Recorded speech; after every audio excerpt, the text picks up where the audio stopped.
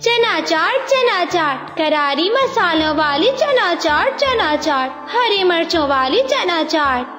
हर रोज की तरह गोरी कवि आज भी बस के अंदर जाती है। कवि इधर आना, मुझे 10 रुपए की चना चाट देना। गोरी कवि मिठू तोते के पास जाती है, उसे 10 रुपए की चना चाट देती है। वो मिठू तोते के साथ बातें करना शुरू हो जाती है। तोते, वो उधर देखना, सामने वाले पेड़ के पीछे एक नदी बहती है। मिठू तोता जैसे ही खिड़की की ओर देखता है, पीछे से गोरी कवि उसके बैग में पंख डालती है, उसके सारे पैसे बाहर निकाल लेती है। अगले स्टॉप पर गोरी कवि उतर जाती है। मिठू तोता जब घर जाकर अपना बैग खोलता है, उसका बैग तो खाली था। मैं लूट गया, मैंने सारे पैसे लूट लिए। किसी ने मुझे रास्ते में फिर से लूट लिया। मैं कहती हूँ ना, अपनी चीजों का ख्याल रखा करो, ध्यान से बैठा करो। तुम्हें तो मेरी बात समझ में भी नहीं आती। 1 2 3 4 5 कालू जी 5 नोट। शक्ल से तो वो तोता बड़ा गरीब लग रहा था, पर मैंने भी हिम्मत से पंख डाल दिया उसके बैग से। देखो, पूरे 5 नोट निकले हैं। गोरी, मैं तो कहता हूँ आज पार्टी करते हैं, आज बाहर होटल से खाना खाते हैं। फिर गोरी और कालू बाहर होटल पर जाते हैं। वो झील के ढाबे पर मजे खाने खाते हैं।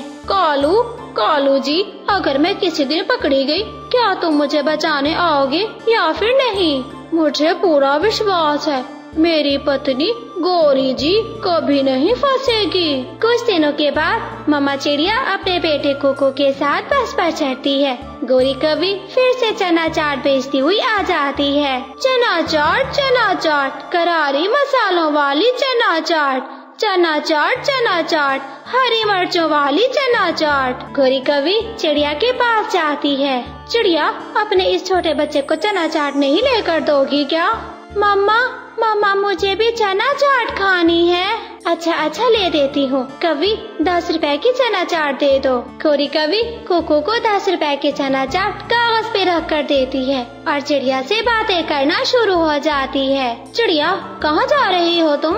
मैं अपनी माँ के घर जा रही हूँ। चिड़िया, जरा अपना बैग मुझे पकड़ा दो, बच्चे को सीट पर बिठा दो, थोड़ी देर आराम कर लो। अरे नहीं, इसकी कोई जरूरत नहीं है, बच्चा भी ठीक बैठा है और मेरे बैग में भी ज्यादा सामान नहीं है। चिड़िया, वैसे भी मैंने अगले स्टॉप पे उतर जाना है, थोड़ा सा आराम कर लो, बैग इधर पकड़ा दो, मैं ख्याल रख लेती हूँ बैग का। फिर मम्मा चिड़िया अपना बैग गोरी कवि को दे देती है और अपने बच्चे से बातें करना शुरू हो जाती है। कुकू बेटा, सामने वाले स्टॉप पे हम उतर जाएंगे, आपकी नानू का घर आ जाएगा। गोरी कवि देखती है कि चिड़िया अपने बच्चे से बातें कर रही है। वो मौका पाते ही अपना पंख डालती है, उसके बैग से सारे पैसे चुरा लेती है। फिर गोरी बिना बताए चिड़िया का बैग रखकर स्टॉप पर उतर जाती है। वो कवि कहाँ गई? पहले तो बड़ी बातें कर रही थी, जाते हुए बताया भी नहीं उसने। फिर मम्मा चिड़िया का भी स्टॉप आ जाता है। मम्मा चिड़िया और कुकू बस से उतरते हैं। सामने आमों का ठेला था। कुकू बेटा, आपकी नानी के लिए यहीं से कुछ फल ले लेते हैं, ये मीठे आम उनको बहुत पसंद है। फिर मम्मा चिड़िया आम लेने के लिए जैसे ही अपना पंख बैग में डालती है तो उसका पंख खाली लौटता है, उसके तो पैसे गायब थे। मम्मा चिड़िया रोने लग जाती है। कुकू बेटा, हम लूट गए, हमारे पैसे किसी ने चोरी कर लिए हैं। जरूर मेरे पैसे उसी कवि ने चुराए हैं जो हमारा बैग लेकर बैठी थी। मम्मा चिड़िया वहीं बैठी रो रही थी। उधर गोरी कवि एक बड़े शॉपिंग मॉल से चिड़िया के चुराए हुए पैसों से शॉपिंग कर रही थी। चाचा छमछम, मुझे जरा 5 किलो की ऑयल वाली कैन देना और साथ में रंग गोरा करने वाला साबुन भी दे दो। चाचा छमछम, वो रंग गोरा करने वाली धूप पे लगाने वाली क्रीम फेयर एंड लवली दे दो, ड्रेस में केराटिन प्रोटीन वाली शैम्पू भी दे दो। गोरी कवि बहुत सारा सामान लेती है, अपना सामान बांधकर अपने घर आ जाती है। चिड़िया चुप करने की बजाय पुलिस स्टेशन जाती है, वो सारी कहानी बताती है।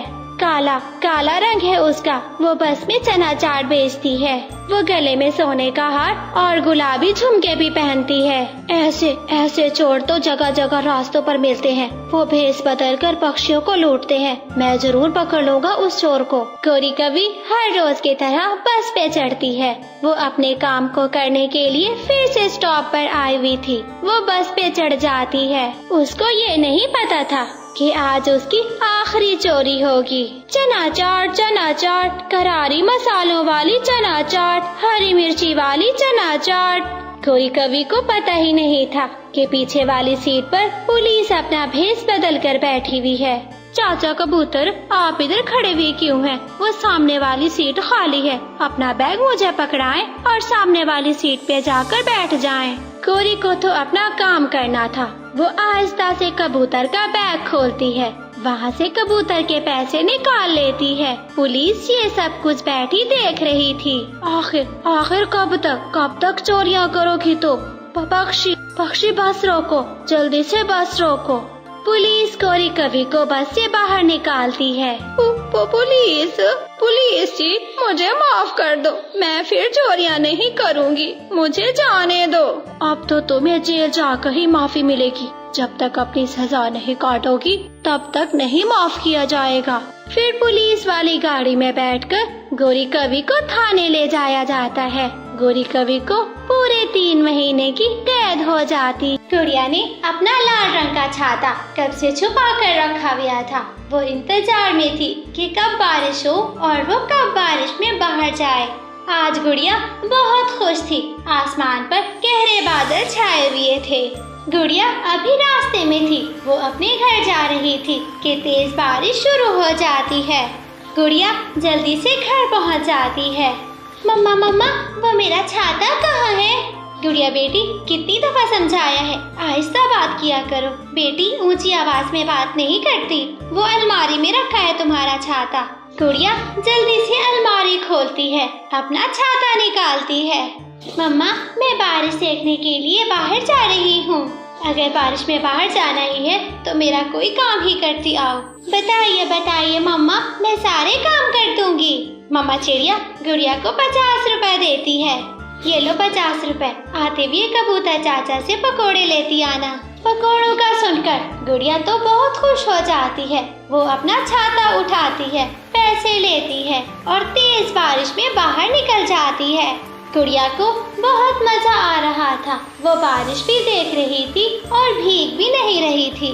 अपने घर की खिड़की में बैठा हुआ जग्गू कौवा गुड़िया को जाता हुआ देखता है और जोर से अपनी मम्मा से कहता है, मम्मा पापा, वो छाता मुझे लेना है। सामने देखें, चिड़िया आंटी की बेटी गुड़िया छाता लेकर गई है। जग्गू बेटा शोर ना करो। मैं जब बाजार जाऊंगी तुम्हें भी ऐसा ही छाता लेकर दूंगी।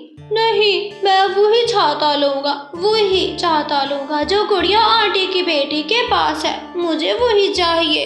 कालू, सुन रहे हो? उस छोटी चिड़िया गरीब चिड़िया की बेटी के पास इतना अच्छा छाता है। एक हमारा जग्गू है जो छाता मांग के थक जाता है। मैंने इस छोटी चिड़िया को कई बार मना किया है कि नई चीजें लेकर मेरे घर से ना गुजरा करे। हाँ तो छीन लो अपने बेटे जग्गू के लिए वो छाता, उससे छीन लो। जब उसकी माँ आएगी तो उसे मैं देख लूंगी। कबूतर अंकल, मुझे 50 रुपए के पकौड़े दे दे। गुड़िया बेटी, ये छाता कहाँ से लिया है? इतना सुंदर है और तुम्हें तेज बारिश में भी बचा रहा है। कबूतर अंकल, ये छाता मेरी नानो मेरे जन्मदिन पर लेकर आई थी। मुझे ये छाता बहुत पसंद है। ये रहे आपके पकोड़े, साथ में मीठी चटनी भी डाल दी है। अंकल, आपके पास इतनी जलेबियाँ रखी हैं, क्या मैं एक जलेबी खा लूं? फिर कबूतर गुड़िया को एक जलेबी देता है। वो जलेबी खाकर गुड़िया अपने पकौड़े उठाकर घर वापस आ रही थी। मेरी मम्मा प्यारी प्यारी सुंदर सुंदर आँखों वाली, मेरी नानो का क्या कहना, जब वो पहने सोने का गहना। गुड़िया बहुत खुश थी। वो गाते हुए जा रही थी। जब वो कौवों के घर के आगे गुजरने लगती है, जग्गू आवाज देता है, गुड़िया के इंतजार में जग्गू बारिश में घर से बाहर निकल कर बैठा हुआ था। जग्गू, अगर ऐसे बारिश में बाहर बैठना है तो फिर मेरे जैसा छाता लो, और अगर पैसे नहीं है तो अपनी नानों को बोलो कि वो तुम्हें छाता लेकर दे। जग्गू पीछे देखता है और अपने पापा को आवाज लगाता है, पापा पापा वो आ गई है। जग्गू का पापा कालू कौवा, दुष्ट कौवा जल्दी से आता है। वो गुड़िया से छाता खींच लेता है।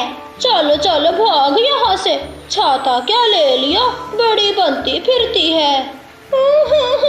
अंकल अंकल मेरा छाता वापस करें, मेरा छाता मुझे नानों ने लेकर दिया था।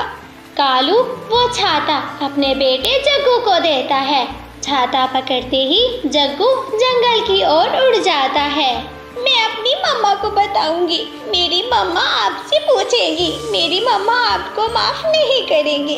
गंदे हो, दुष्ट कौवे हो, सारे कौवे एक जैसे होते हो। मैं जा रही हूँ। रोते हुए गुड़िया अपने घर चली जाती है। उसको रोता देखकर मम्मा चिड़िया पूछती है, गुड़िया बेटी क्या हुआ, आप क्यों रो रही हो? मम्मा कालू अंकल ने मेरा छाता छीनकर अपने बेटे जग्गू को दे दिया है। मेरा छाता वापस ला दे। गुड़िया बेटी, कालू अंकल ने मजाक किया होगा। थोड़ी देर तक जग्गू आपके छाते से खेल ले, फिर मैं जाकर आपका छाता ले आती हूँ। मेरी बेटी मेरी जान, आप भी कोड़े खा लो तब तक। नहीं खाऊंगी, बिल्कुल नहीं खाऊंगी, एक भी कोड़ा भी नहीं खाऊंगी जब तक मुझे मेरा छाता नहीं मिल जाता। मुझे मेरा छाता ला दे मुझे मेरा छाता। अच्छा ठीक है, ज्यादा रो नहीं, मैं अभी जाती हूँ, कालू भैया से तुम्हारा छाता लेकर आती हूँ। चिड़िया अपने घर से निकलती है। वो कौवों के घर जाती है। कौवे भैया, आप गुड़िया का छाता वापस कर दें, गुड़िया बहुत रो रही है। मैंने समझाया भी है कि जग्गू थोड़ी देर खेल ले, फिर मैं जाकर ले आऊंगी। पर मैं क्या करूं, वो भी तो जग्गू की तरह बच्ची ही है, बात नहीं मान रही। कौन सा छाता, कहाँ का छाता? खैर तो है। कौवो, वही छाता जो तुमने अभी अभी मेरी बेटी से लिया है। लिया नहीं है, हमने तुम्हारी बेटी से छीन लिया है, क्योंकि वो मेरे बेटे जग्गू को पसंद आ गया था। ऐसे कैसे पसंद आ गया था आपके बेटे जग्गू को? वो मेरी माँ लाई थी मेरी गुड़िया के लिए। वो छाता लेकर मेरा बेटा जग्गू जंगल में घूमने गया है। जब वो वापस आएगा तो देखा जाएगा। चिड़िया, अब ऐसा कर, तू हमारे घर से चली जा। पहले ही मेरे सर में बहुत दर्द है, तुम्हारी इस तीखी आवाज से तो बढ़ रहा है। जब जग्गू आएगा तो मैं दोबारा आऊंगी। मैं अपनी बेटी गुड़िया का छाता वापस लूंगी तुम लोगों से। मम्मा चिड़िया वहाँ से चली जाती है। घर में बैठी गुड़िया तो रोए जा रही थी। मम्मा मैंने वो छाता लेकर अपनी सहेली मीना के घर जाना था। मैंने मीना को अपना लाल रंग का छाता दिखाना था। मेरा छाता। गुड़िया बस कर दो, चुप कर जाओ। जब मैं छोटी थी तो आपकी नानो मुझे पीपल के पत्तों वाला छाता बना कर देती थी। मैं भी अपनी बेटी को पीपल के पत्तों वाला छाता बना कर देती हूँ। ये सुनकर गुड़िया खुश हो जाती है। मम्मा चलेगा, ये छाता भी चलेगा। पर मम्मा, ये तो बारिश रुकने के बाद बना देंगी ना, बारिश का मजा तो नहीं ले पाऊंगी ना। मैं अपनी बेटी को अभी छाता बना कर देती हूँ। मम्मा चिड़िया जाती है। उसको पता था कि पीपल का पेड़ कहाँ पर है। वो सीधा पश्चिम वाली दिशा में जाती है। जग्गू कौवा छाते के नशे में भूल जाता है अपने घर का रास्ता और वापसी का रास्ता। वो पहाड़ों की ओर चला जाता है। बारिश में एक चील अपने बच्चे के साथ बैठी थी। उसका बच्चा जग्गू को छाता लिए देख लेता है। मम्मा मुझे वो लेना है जो सामने वाले पक्षी के पास है। क्या लेना है? क्या लेने का शौक चढ़ रहा है तुम्हारा? मम्मा सामने तो देखें। अच्छा वो छाता चाहिए मेरे बच्चे को। ठहरो, मैं अभी छीन कर लाती हूँ। माही चील जो अपने बेटे के साथ बैठी थी जल्दी से जग्गू के पीछे उड़ती है। अबे छोटे कौवे, ये लाल रंग का छाता मुझे दे दो। ये मेरे बेटे चीलू को पसंद आ गया है। नहीं, मैं नहीं दूंगा। ये तो मेरे पापा ने चिड़िया आंटी की बेटी गुड़िया से छीना है। हो, हमेशा ताकतवर ही कमजोर से चीजें छीनता है। चिड़िया कौवों से कमजोर और कौवे मुझसे कमजोर। ऐसा कहते हुए चील एक थप्पड़ लगाती है और जग्गू से छाता छीन लेती है। गंदी गंदी चील, तू गंदी है, तेरी माँ भी गंदी है, तेरा बेटा चीलू भी गंदा है। छोटे कौवे, तुमने मुझे तू कह के पुकारा, मेरी माँ को गंदी बोला, मेरे चीलू को गंदा कहा। गुस्से में माही चील जग्गू को पकड़ती है और जोर से नीचे पटक देती है। जग्गू झाड़ियों में फंसकर बेहोश हो जाता है। मम्मा चिड़िया पीपल के पत्ते लेकर वापस आ रही थी। रास्ते में देखती है कि जग्गू फंसा हुआ है।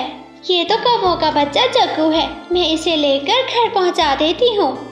फिर मम्मा चिड़िया जग्गू को घर पहुंचाती है, जिसे देखकर कौवा और कौवी रोने लग जाते हैं।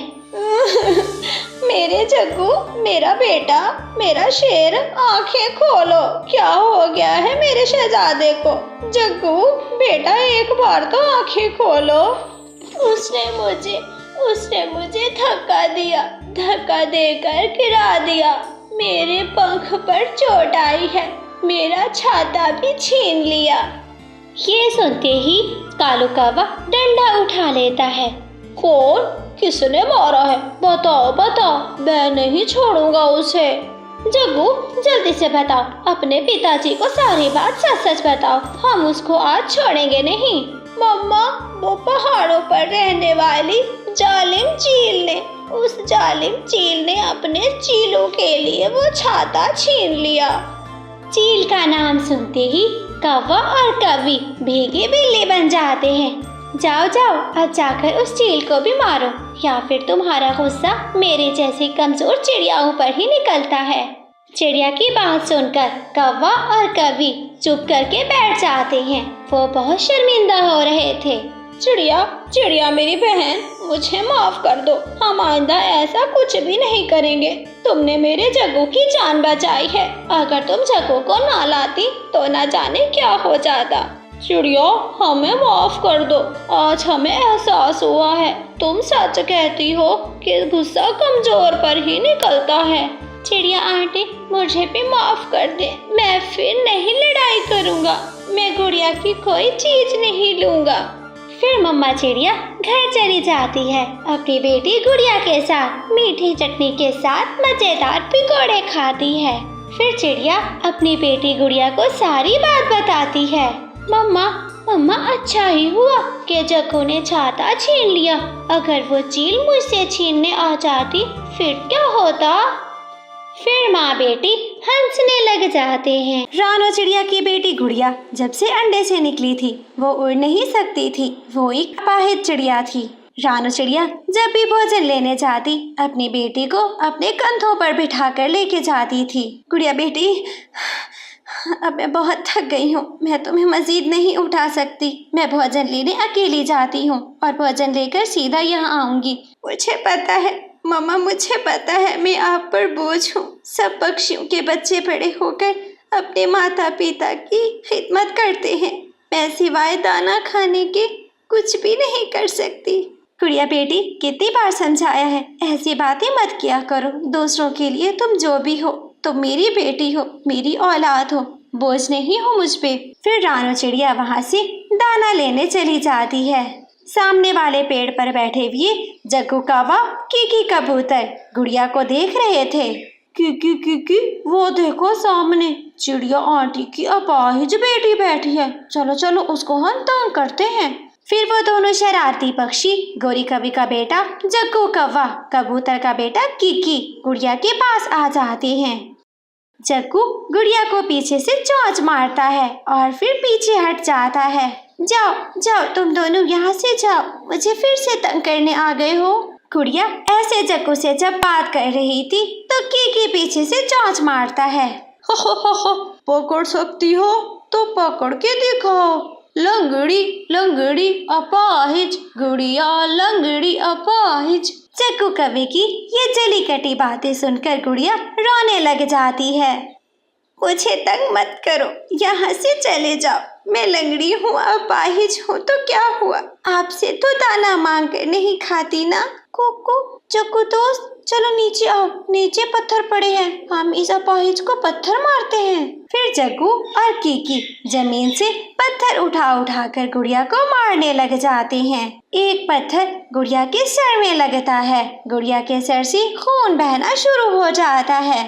कीकी, जल्दी जल्दी से हम यहाँ से भाग चलते हैं, इसके सर से खून निकल रहा है। फिर जग्गू और कीकी वहाँ से उड़ जाते हैं। चिड़िया थोड़ी देर रुक जाती, हमें थोड़ा और दाना मिल जाता। नहीं हरियाली, मेरी बेटी पेड़ पर बैठी मेरा इंतजार कर रही है, मुझे यही दाना काफी है। फिर मम्मा चिड़िया अपनी चोंच में एक गेहूं की बाली पकड़े घर आ जाती है। चिड़िया अपनी बेटी को लेने उस पेड़ पर जाती है। क्या हुआ गुड़िया बेटी, आपके सर से खून क्यों बह रहा है? मम्मा वो शरारती जग्गू कौवा, साथ में कबूतर अंकल का बेटा कीकी आया था, उन्होंने मुझे बहुत तंग किया, साथ में मुझे पत्थर भी मारे। इसलिए तो मैं कहती हूँ गुड़िया कि आप घर में रहा करो, मैं किस से लड़ाई करूँगी आपके लिए, आपको सब बहुत तंग करते हैं। फिर गुड़िया अपनी मम्मा के सामने रोना बंद कर देती है और चुप हो जाती है। मम्मा मुझे दर्द नहीं हो रहा, मैं बिल्कुल ठीक हूँ, चलिए हम घर चलती हैं। ऐसे गुड़िया अपने घर में जब दाना खाने के बाद फारिग हो जाती तो वो अपनी किताब पढ़ा करती थी। एक दिन गुड़िया किताब पढ़ते पढ़ते अपनी मम्मा से कहती है, मम्मा मेरी किताब में लिखा है झरने के पास एक फूल है, उस फूल का रस पीने से पक्षियों में पंख की कमजोरी की बीमारी दूर हो जाती है। गुड़िया बेटी, किताबों में कौन सा सच लिखा होता है? आपका पंख शुरू से ऐसे है, जब आप अंडे से बाहर निकली थी तो बुलबुल डॉक्टर ने बताया था आप कभी नहीं उड़ सकोगी। मम्मा, बुलबुल डॉक्टर के कहने पर ना आपने और ना मैंने कभी कोशिश नहीं की उड़ने की, मैं भी बैठ गई, आप भी बैठ गई। गुड़िया बेटी, मैं दाना लेने जा रही हूँ, चलो मेरे साथ। नहीं मम्मा, मुझे सारे पक्षी तंग करते हैं, मैं घर में ही रहूंगी। आज मैं उड़ने की कोशिश करूंगी, जरूर करूंगी। फिर गुड़िया आहिस्ता से अपने घर से निकलती है। वो उड़ने के लिए जैसे ही नीचे जंप लगाती है वो नीचे गिर जाती है। गुड़िया फिर से उड़ती है, वो उड़ने की कोशिश करती है परंतु वो नीचे गिर जाती है। एक राह चलती तितली गुड़िया के पास आ जाती है। अरे तुम बीमार हो क्या? हाँ, मेरा ये वाला पंख ठीक नहीं है, मैं उड़ नहीं सकती। मुझे बहुत दुख हुआ आपको देखकर, क्या आप मुझसे दोस्ती कर लोगी? मुझे जंगल के सारे पक्षी लंगड़ी और अपाहिज कहते हैं, आज तक मेरा दोस्त कोई नहीं बना, आप क्यों बनना चाहती हो? मैं आपकी दोस्त ही बनूंगी, मेरा नाम सुनीता है और मेरा नाम गुड़िया है, ऐसे उन दोनों में दोस्ती हो जाती है। सुनीता सहेली, क्या आप झरने के पास जा सकती हो? झरने के पास एक ऐसा फूल है जिससे मैं ठीक हो जाऊंगी, मेरा पंख ठीक हो जाएगा। फूलों के बारे में इतना मुझे नहीं पता, लेकिन मेरी मम्मा को सब पता है, मैं मम्मा से सब पूछ लूंगी। फिर सुनीता तितली अपने घर चली जाती है। वो अपनी मम्मा से पूछती है, मम्मा क्या कोई ऐसा फूल है जिसका रस पीने से पक्षियों के पंख ठीक हो जाते हो? हाँ सुनीता बेटी, लेकिन वो फूल बहुत दूर है, वहाँ जाने में पूरा 1 दिन लगता है। मम्मा मैं जाऊंगी, मैं अपनी सहेली की ये कमजोरी दूर करने के लिए जाऊंगी। मैं जाऊंगी, बस बता दें कि मुझे जाना किस दिशा में होगा। बेटी, फूल झरने के पास है और झरना काले जंगल के उस पार है। फिर गुड़िया उड़ते उड़ते काले जंगल में चली जाती है। जाते जाते उसे शाम हो जाती है। शाम के समय और फिर वो झरने पर पहुंच जाती है। यही वाला वो फूल है जिससे मेरी दोस्त ठीक हो सकती है। रात बहुत गहरी और काली हो चुकी थी। तितली एक फूल पर बैठकर सारी रात गुजारती है। फिर जैसे ही सुबह होती है, तितली उड़कर जंगल आ जाती है। गुड़िया सहेली, ये फूल मैं ले आई, मैंने कर दिया, अब जल्दी से इसका रस पियो और ठीक हो जाओ। फिर सुनीता तितली उस फूल का रस दे देती है। फूल का रस जैसे ही गुड़िया के मुंह में जाता है, गुड़िया को ऐसे महसूस होता है जैसे उसके शरीर में जान आ गई हो। गुड़िया का पंख बड़ा और बिल्कुल ठीक हो जाता है। गुड़िया चारों तरफ उड़कर दिखाती है। लो, मैं उड़ गई, मैंने उड़ना सीख लिया। अब मैं लंगड़ी नहीं हूँ, मैं अपाहिज नहीं हूँ, मैं बिल्कुल ठीक पक्षी हूँ। प्यारे दोस्तों, हमें इस कहानी से सीख मिलती है, हालात चाहे जैसे भी हों, हमें हिम्मत नहीं हारनी चाहिए। कोशिश इंसान का जेब। आज गुड़िया की नानो आ रही थी। नानो आने की खुशी में गुड़िया मुंह अंधेरे ही उठ बैठती है। आज तो गुड़िया अपनी मम्मा से भी पहले उठ गई थी। रानो चिड़िया अभी घोंसले में सो रही थी। गुड़िया अपनी मम्मा को उठाती है। मम्मा, मम्मा उठ जाइए, नानो आने वाली होगी। अपनी बेटी की शोर भरी आवाज सुनकर मम्मा चिड़िया उठ जाती है। गुड़िया बेटी, आपकी नानो तो अभी तक सो रही होंगी, मुंह अंधेरे कहाँ आती है वो। मम्मा नानो ने वादा किया था कि जब वो आएंगी तो मेरे लिए गुड़िया लेकर आएंगी। अच्छा, तो ये बात है। मेरी गुड़िया बेटी को अपनी गुड़िया का इंतजार है, नानो से मिलने की खुशी नहीं है। नहीं मम्मा, मैं ज्यादा प्यार तो नानो से करती हूँ, गुड़िया से तो सिर्फ खेलती हूँ। अच्छा ठीक है, ये लो 50 रुपए, जाकर दुकान से दूध ले आओ, मैं चावल चढ़ाती हूँ, आपकी नानो को ठंडी ठंडी खीर देंगे हम। ठीक है मम्मा, बस मैं यूं गई और यूं आई। ऐसा कहते गुड़िया 50 रुपए उठाती है, दूध की बाल्टी लेती है और घर से निकल जाती है। गुड़िया अभी छोटी थी, बाल्टी पकड़े वो कभी इधर को उड़ती तो कभी उधर को उड़ती, झूमती नाचती गाती वो दुकान पर पहुंच जाती है। कालू कौवे की दूध की दुकान थी, जहाँ से गुड़िया दूध लेने गई थी। कालू अंकल, मुझे 50 रुपए का दूध दे दे। गुड़िया बाल्टी आगे करती है। गुड़िया की मम्मा ने पैसे बाल्टी में रख दिए थे, पर जब कालू देखता है पैसे तो नहीं थे, और जब गुड़िया देखती है बाल्टी तो खाली है। गुड़िया के तो होश उड़ जाते हैं। मेरे पैसे कहीं गिर गए। गुड़िया बेटी, अभी बाजार में इतना रश नहीं है, जाकर पीछे देखो, तुम्हें अपने पैसे मिल जाएंगे। जब भीड़ लग जाएगी तो पैसे कोई उठा लेगा। गुड़िया तुरंत पीछे मुड़ती है और उड़ने लग जाती है। उड़ता हुआ कबूतर चाचा जब नीचे देखता है तो 50 रुपए गिरे हुए थे। कबूतर चाचा वो पैसे उठा लेता है। ना जाने कोई पक्षी अपने पैसे गिरा गया, सुबह ही सुबह निकला होगा सामान निकले और पैसे ले गया। ना जाने कोई अहमक पक्षी अपने पैसे गिरा गया, सुबह ही सुबह सामान लेने निकला होगा और पैसे यहाँ गिरा गया। मैं ऐसे ये पैसे किसी को नहीं दूंगा, मैं भी परीक्षा करूंगा, जो परीक्षा पर पूरा उतरेगा पैसे उसी को मिलेंगे। उसी समय जग्गू कौवा उड़ते हुए कबूतर चाचा के पास आ जाता है।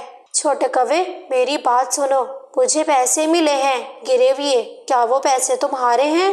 छोटा कौवा मन ही मन में बातें करने लग जाता है। मुफ्त के पैसे, मुफ्त की शराब तो काजी ने नहीं छोड़ी, तो मैं कौवा मुफ्त के पैसे कैसे छोड़ सकता हूँ? मैं बोलता हूँ कि मेरे ही पैसे हैं। फिर जग्गू कौवा कबूतर चाचा से झूठ कह देता है। हाँ कबूतर चाचा, मैं अपने पैसे ही ढूंढने आया हूँ, मेरे पैसे गिर गए थे। अच्छा बेटा, ये वाले 100 रुपए क्या तुम्हारे हैं? कबूतर परीक्षा कर रहा था, वो 100 रुपए निकालता है, हत्ता कि उसे तो 50 रुपए मिले थे। जग्गू कौवा नाचने लग जाता है। यही है, यही मेरे पैसे हैं कबूतर अंकल, मैंने अपने पैसे पहचान लिए हैं। कौवे बेटा, झूठ बोलना बुरी आदत होती है, आप यहाँ से जा सकते हैं, मुझे सब पता है आप झूठ बोल रहे हो। जग्गू बहुत शर्मिंदा होता है और वहाँ से चला जाता है। गुड़िया भी अपने पैसे ढूंढते ढूंढते कबूतर चाचा के पास आ जाती। गुड़िया भी अपने पैसे ढूंढते ढूंढते कबूतर चाचा के पास आती है। कबूतर उसे आवाज देता है, गुड़िया बेटी इधर आ जाओ, मुझे कुछ पैसे मिले हैं गिरे हुए, क्या वो पैसे आपके हैं? हाँ कबूतर अंकल, आज मेरी नानो आ रही है, मम्मा उनके लिए चावल की खीर बना रही है। मम्मा ने मुझे दूध लेने भेजा था और मैं अपने पैसे यहाँ पर गिरा गई हूँ। कबूतर जग्गू कौवे की तरह उसको भी 100 रुपए का नोट दिखाता है। यही है ना आपके 100 रुपए, मुझे यही गिरे हुए मिले हैं। नहीं अंकल, ये तो किसी और के गिरे होंगे, मेरे तो सिर्फ 50 रुपए थे, ये 100 रुपए मेरे नहीं है। ऐसा कहती गुड़िया वहाँ से उड़ जाती है। कबूतर उसे पीछे से आवाज देता है, रुक जाओ गुड़िया बेटी, मैं सिर्फ सच जानने के लिए आपको 100 रुपए दिखा रहा था, ये रहे आपके 50 रुपए, जाकर दूध लाइए। कबूतर चाचा की ये बात सुनकर गुड़िया तो खुश हो जाती है। अंकल, मेरी मम्मा कहती है कि हमें लालच करके झूठ नहीं बोलना चाहिए। अगर मैं लालच करती 100 रुपए लेने की कोशिश करती तो अपने 50 रुपए से भी जाती। गुड़िया बेटी, ऐसे ही हमेशा सच बोलती रहना, कभी झूठ मत बोलना।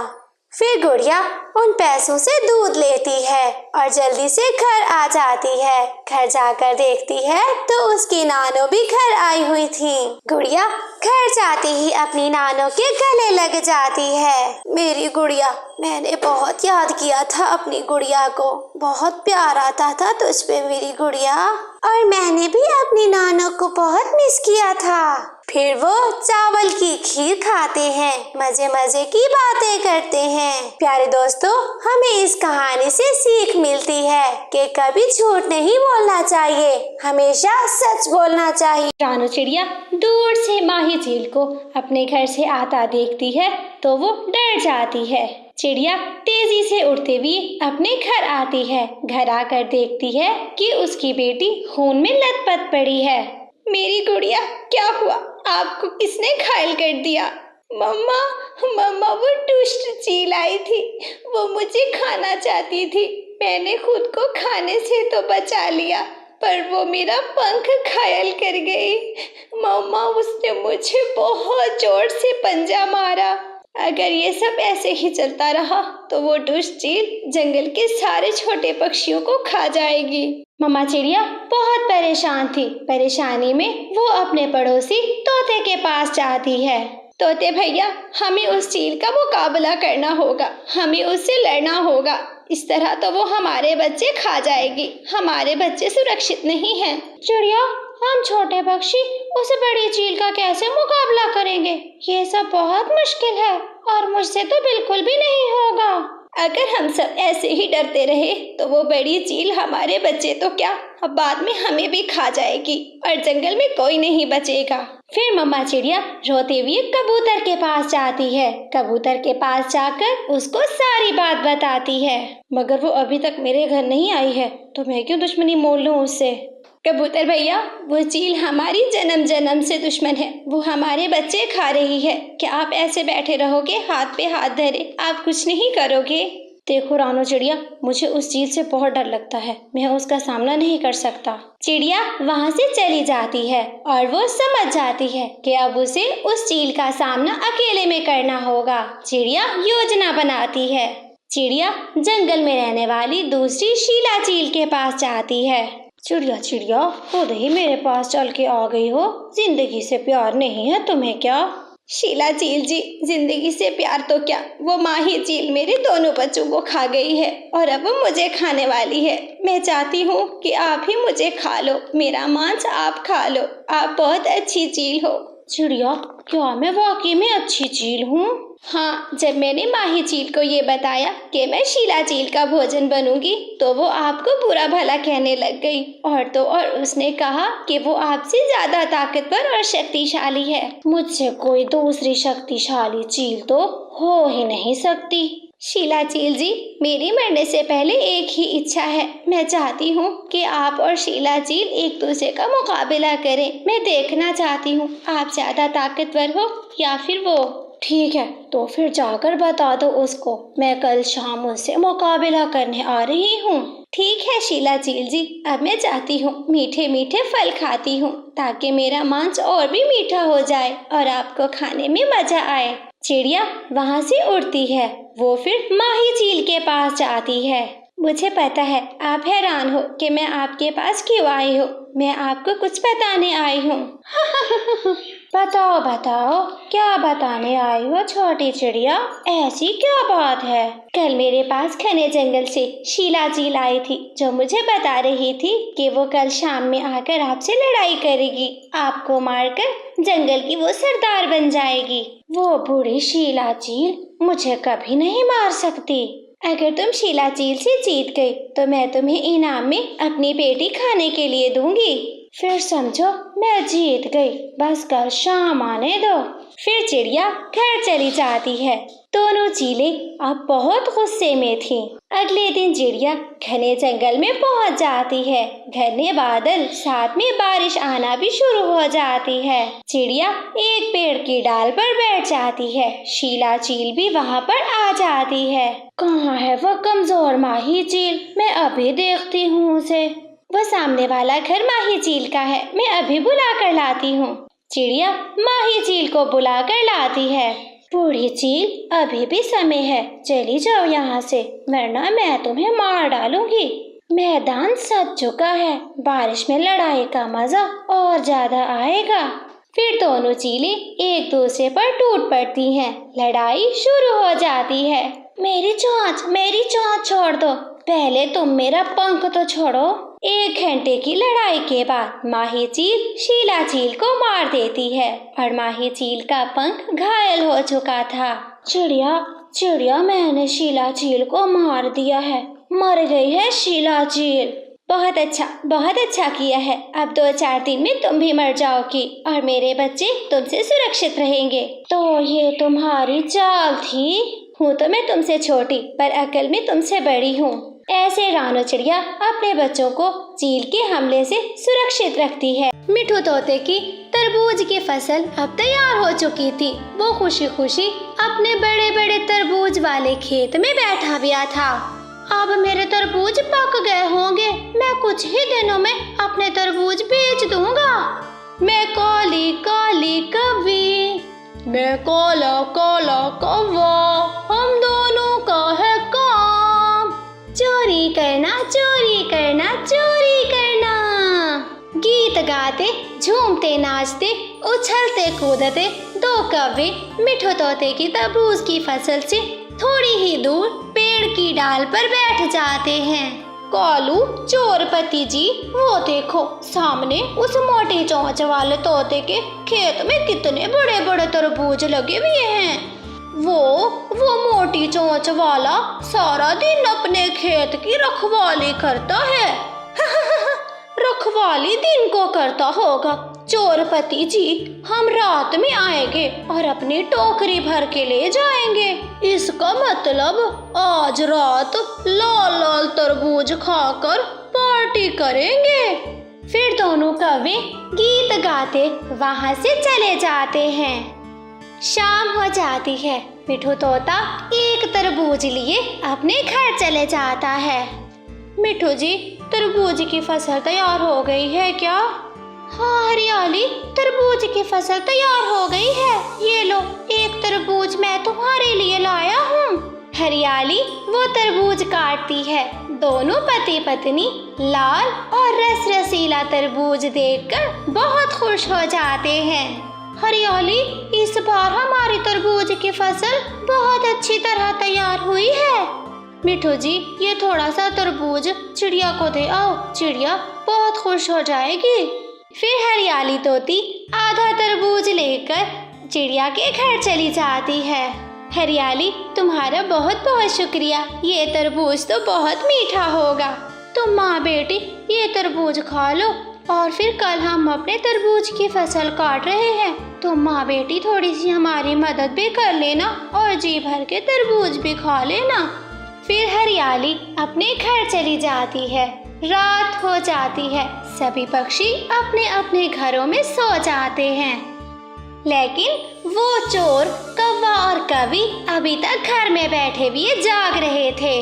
गोरी, मेरी सुंदर गोरी, काली कवि, चोर पत्नी, समय हो गया है उस मोटी चोंच वाले तोते के तरबूज खाने का।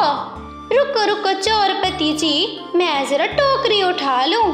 फिर गोरी कवि टोकरी उठाती है। दोनों पति पत्नी मिठू तोते के खेत से तरबूज चुराने चले जाते हैं। फिर दोनों पति पत्नी इधर उधर देखते हैं। चाकू की मदद से एक बड़े वाला तरबूज काटते हैं जो के अंदर से बहुत लाल था। कालू, पहले यहाँ पे जी भर के खा लेते हैं, फिर ही घर में टोकरी भर के लेके जाएंगे। गोरी, ये तरबूज मेरा है, तुम कोई दूसरा देख के काट लो। गोरी दूसरा तरबूज काटती है जो कि अंदर से थोड़ा कम लाल था। फिर वो तीसरा काटती है। ऐसे करते करते वो मिठू तोते का खेत खराब कर देती है। सुबह होने से पहले पहले वो पति पत्नी टोकरी भरकर अपने घर चले जाते हैं। मैं लूट गया, मैं तो बर्बाद हो गया। किसी चोर ने मेरी फसल बर्बाद कर दी है, सारी की सारी उजाड़ दी है। मैं लूट गया। मिठू तोता अपने खेत में बैठकर जोर जोर से रोए जा रहा था। उड़ता हुआ चाचा कबूतर मिठू तोते के पास आ जाता है। मिठू, ऐसे रोने से कुछ नहीं होगा, तुम एक काम करो, चिड़िया के पास एक लोहे का फंदा है, तुम वो लेकर आओ और अपने खेत में लगा दो। लोहे का फंदा मैं अभी लेकर आता हूँ। मिठू तोते को कबूतर चाचा की उपाय बहुत अच्छी लगती है। वो सीधा चिड़िया के घर जाता है। चिड़िया, तुम मुझे अपना वो लोहे का फंदा दे दो। अगर आज रात चोर को ना पकड़ा तो वो मेरी सारी फसल उजाड़ देगा। मिठू तोता, इस फंदे को कैसे लगाना है ये तो सिर्फ मैं ही जानती हूँ। मैं तुम्हारे साथ खेत में जाती हूँ और लोहे का फंदा लगा आती हूँ। फिर चिड़िया ऐसा ही करती है। वो बड़े बड़े तरबूज के दरमियान लोहे का फंदा लगा देती है। गोरी कवि की माँ आज गोरी कवि से मिलने आ जाती है। गोरी बेटी, घर में कुछ खाने को है? माँ, ये घर में रखे हुए छिलके देख लो, हम रात से तरबूज खा रहे हैं। अभी तो सारे तरबूज खत्म हो गए हैं। माँ, चिंता मत करो, रात होने वाली है, उस मोटी चोंच वाले तोते के खेत से चुरा चुरा के खाएंगे। फिर जैसे ही रात होती है, गोरी, कालू और गोरी की माँ तोते के खेत से तरबूज चुराने चले जाते हैं।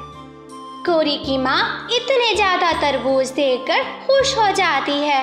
माँ, उधर है बड़े तरबूज, मैं वहाँ जाकर तोड़ आती हूँ। गोरी जैसे ही फंदे के पास जाती है, उसका पैर फंस जाता है और घंटी बजने लग जाती है। घंटी सुनते ही चिड़िया, हरियाली, मिठू तोता, चाचा कबूतर डंडा लिए खेत में आ जाते हैं। वो खेत में पहुंचकर कव्वों को बहुत बुरी मार देते हैं। गोरी कवि की अपनी माँ के सामने बहुत बेइज्जती हो जाती है। कालू पति जी, मार खाते हुए सोचा है आज के बाद कभी चोरी नहीं करूंगी। माँ, डंडे कुछ ज्यादा तो नहीं लगे ना? गोरी बेटी, मेरे तो पंख टूट गए हैं। दुष्ट कव्वो, ऐसे किसी का खेत उजाड़ दोगे, मार तो पड़ेगी ही ना। ऐसे कव्वों को उनकी चोरी की सजा मिल जाती। कबूतर भैया, ये बू किस चीज की आ रही है? बहुत गंदी बू है। चिड़िया, आज फिर वो कौवे यहाँ से गुजर कर गए हैं, ये बू कौवों से आ रही है। कबूतर भैया, इसका मतलब है कि कौवे आज फिर नहीं नहाए, वो इतने गंदे रहते हैं। हाँ चिड़िया, पूरे 2 महीने से वो नहीं नहाए। जहाँ भी जाते हैं इस तरह की गंदी बू फैल जाती है। कबूतर भैया, हमें कोई ना कोई उपाय बनानी चाहिए जिससे वो कौवे नहा ले। इस तरह तो हमारे जंगल में बू फैली रहेगी। कालू पति जी, वो गंदी आंखों वाला कबूतर क्या कह रहा था तुमसे? गोरी, आज वो फिर हमें नहाने का बोल रहा था। हम नहाए या ना नहाए, हमारी अपनी मर्जी। वो गंदी आंखों वाला कहता कि हमें बू आती है। कालू, चाहे जो भी हो जाए, बू से मर भी जाए, मैं नहीं नहाऊंगी। मुझे तो पानी से बहुत डर लगता है। मुझे तो तुमसे भी ज्यादा डर लगता है पानी से। गौरी, वैसे एक बात तो बताओ, क्या तुझे मेरे शरीर से गंदी गंदी बू आती है? ना कालू पति जी, मुझे तो तुम्हारे शरीर से कोई बू नहीं आती। और तुम्हें? ना ना, मुझे भी तुमसे कभी बू नहीं आई। फिर ये पक्षी क्यों कहते रहते हैं? पास बैठा मिठू तोता गौरी कवि और कालू कवि की बातें सुन रहा था। तुम दोनों एक जैसे गलीज हो तो फिर कैसे आएगी एक दूसरे से बू? दोनों ही गंदे रहते हो। जाकर नदी पर नहा लो, वरना तुम्हारी बू से हम पक्षी तो मर जाएंगे। कालू कवि को मिठू तोते की बातों पर गुस्सा आ जाता है। वो मिठू तोते को मारने के लिए आगे बढ़ता है, पर मिठू तोता उसकी बू के डर से वहाँ से भाग जाता है। भाग गया, आज ये भाग गया, वरना मैं इसकी नाक पे अपना पंख रख देता, बू से ही मर जाता। बुलबुल अपनी सहेली माही चील के पास जाती है। चील दी, मेरा सर चकराता है, अब मैं ज्यादा जंगल में नहीं रह सकती हूँ, इसलिए तुम्हारे पास आई हूँ। क्या तुम्हारे जंगल में ताजा हवा नहीं है, या फिर ताजा फूल नहीं खिलते हैं क्या? चील दी, हमारे जंगल में ताजा हवा भी है, फूल भी खिलते हैं, पर एक कौवों का जोड़ा रहता है, वो नहाता नहीं है, साल में एक बार नहाता है। उनके शरीर की गंदी बू से हमारे जंगल में बू फैल चुकी है। हाँ, तो ये बात है। ऐसा करो कि तुम किसी तरह उपाय बनाओ और उन कौवों को नहलाओ। उन कौवों की बू तुम्हारे दिमाग पर असर कर रही है, इसलिए तुम्हारा दिमाग चकराता है। फिर बुलबुल वहाँ से चली जाती है। तोते तोते, क्या हुआ तुम्हें? तुम इतना क्यों भागे चले आ रहे हो? वो कौवा तो आज मुझे मारने ही आ गया था। मैंने उसे नहाने का बोल दिया तो वो मुझे मारने लग गया। शुक्र से मैं बच गया। मिठू भैया, मेरे पास एक उपाय है जिससे हम कौवों को नहला सकते हैं। कौन सा उपाय? जल्दी बोलो चिड़िया, बू से अब यहाँ रहना मुश्किल हो गया है। मिठू भैया, ये कौवे बहुत लालची हैं। मैं अपने घर में पक्षियों की दावत बनाती हूँ, खीर खिलाऊंगी सबको। तो क्या तुम सबको बुलाओगी? कौवे भी आएंगे, हम कौवों के साथ बैठकर खीर नहीं खाएंगे। अरे नहीं नहीं मिठू भैया, हम उनको बोलेंगे अगर खीर खानी है तो फिर नहा के आओ। देखना, भूख के मारे वो कौवे जरूर नहाएंगे। ये उपाय जरूर काम कर जाएगा चिड़िया, हमें ये उपाय जरूर करना चाहिए। फिर सारे पक्षी ऐसा ही करते हैं। फिर वो सारे पक्षी ऐसा ही करते हैं। चिड़िया चावल लाती है, कबूतर दूध लाता है, मिठू तोता आग जलाता है और फिर बुलबुल शक्कर लाती है। मीठी मीठी खीर पककर तैयार हो जाती है। चिड़िया, खीर तो तैयार हो चुकी है, अब मैं कौवों को बुला कर आता हूँ। उनको नहाने वाली बात भी बता देना, बिना नहाए वो खीर नहीं खा सकते। नहीं नहीं मिठू भैया, अभी नहाने की बात नहीं करना उनसे। कबूतर भैया, आप उनको बुला कर लाना, हम उनको थोड़ी सी पत्ते पर खीर रख कर देंगे। ज्यादा खीर खाने की लालच में उनको नहाना पड़ेगा।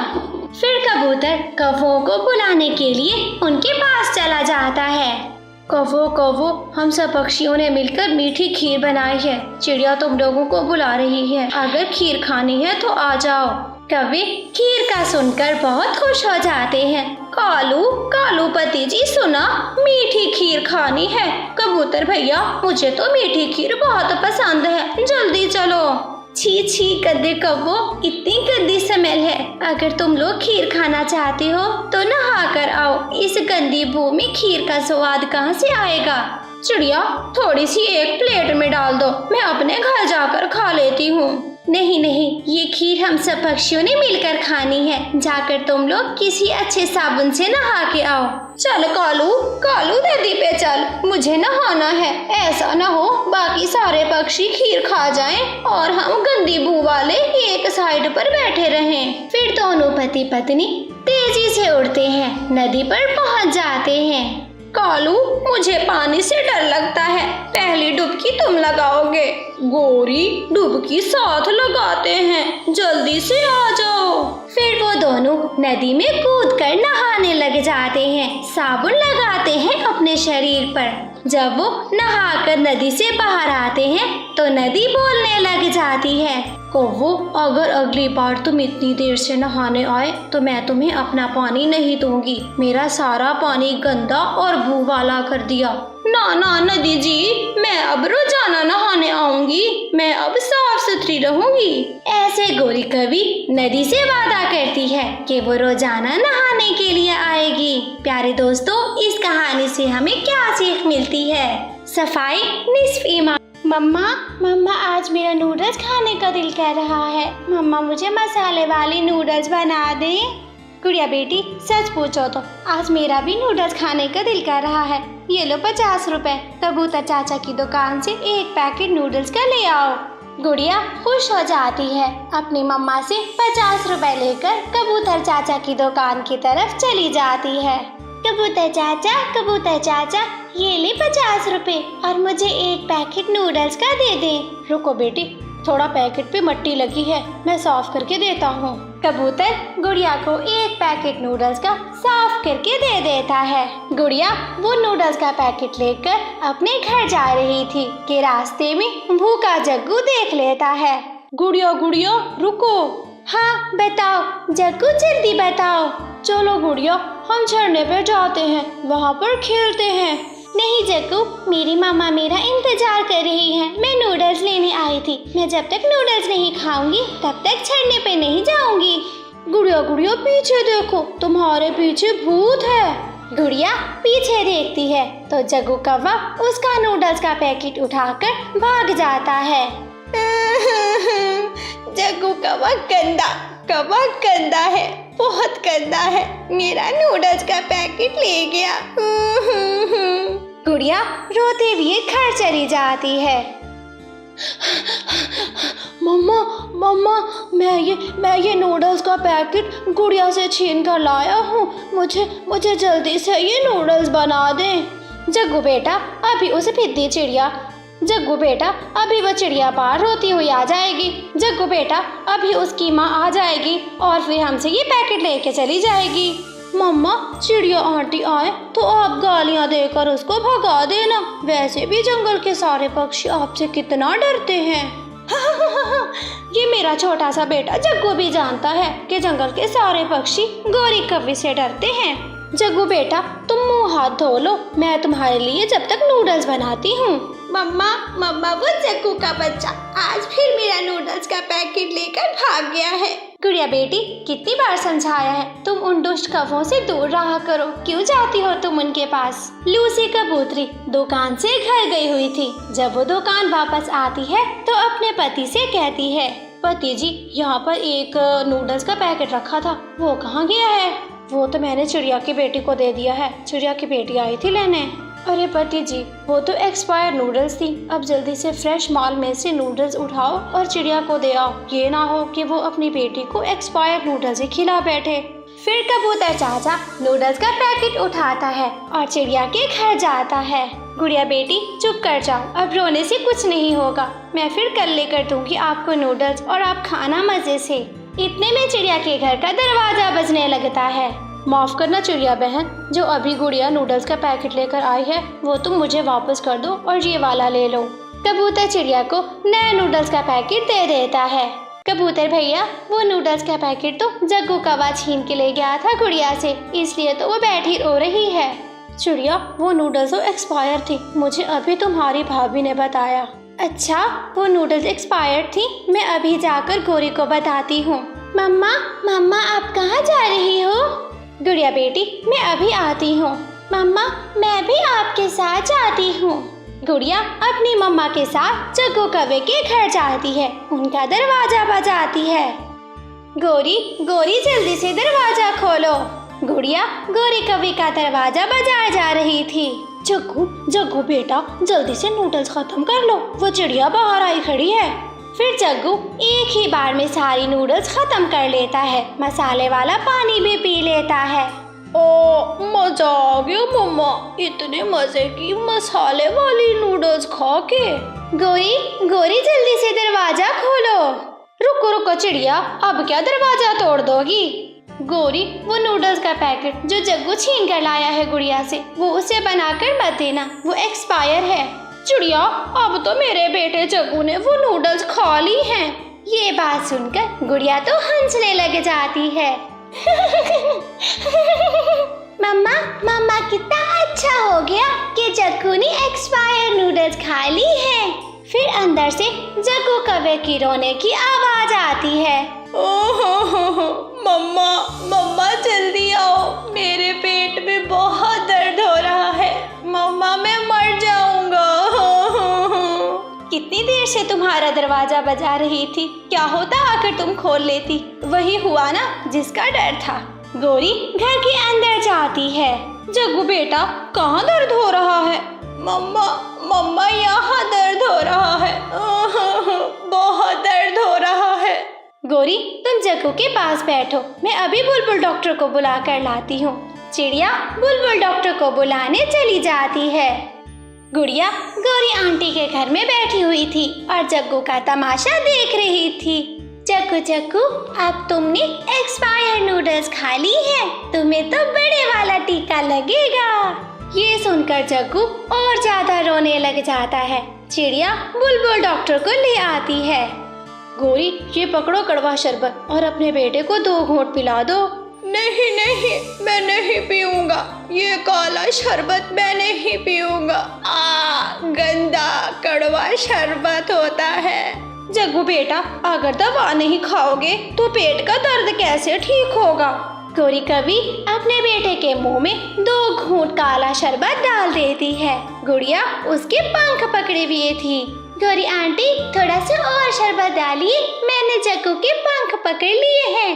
गुड़िया बेटी, तुम छोड़ना नहीं इसको, मैं बड़े वाला टीका लगा रही हूँ। बुलबुल आंटी, आप इसको 2 टीके लगा दी, मैं अब जग्गू को छोड़ने वाली नहीं हूँ। बुलबुल जग्गू के पंख पर एक बड़े वाला टीका लगा देती है। मम्मा बहुत बड़ी गलती कर दी। कितना अच्छा होता कि ये गुड़िया की बच्ची खुद खाती अपना नूडल और इसको बड़े बड़े टीके लगते। गुड़िया वहाँ तो सबके सामने चुप करके बैठी हुई थी, परंतु अपने घर आकर वो तो खुल के हंसती है। मम्मा मम्मा, अब मजा आया, अब जग्गू मुझसे कभी कोई चीज नहीं छीनेगा। गुड़िया बेटी, ऐसे नहीं हंसते किसी पर, वो भी बच्चा है, गलती हो गई उससे। मम्मा, बच्चे ने गलती भी खुद की है और बच्चे के लिए सजा तो बनती है ना। अपनी बेटी गुड़िया की ये बात सुनकर मम्मा चिड़िया भी हंसने लग जाती।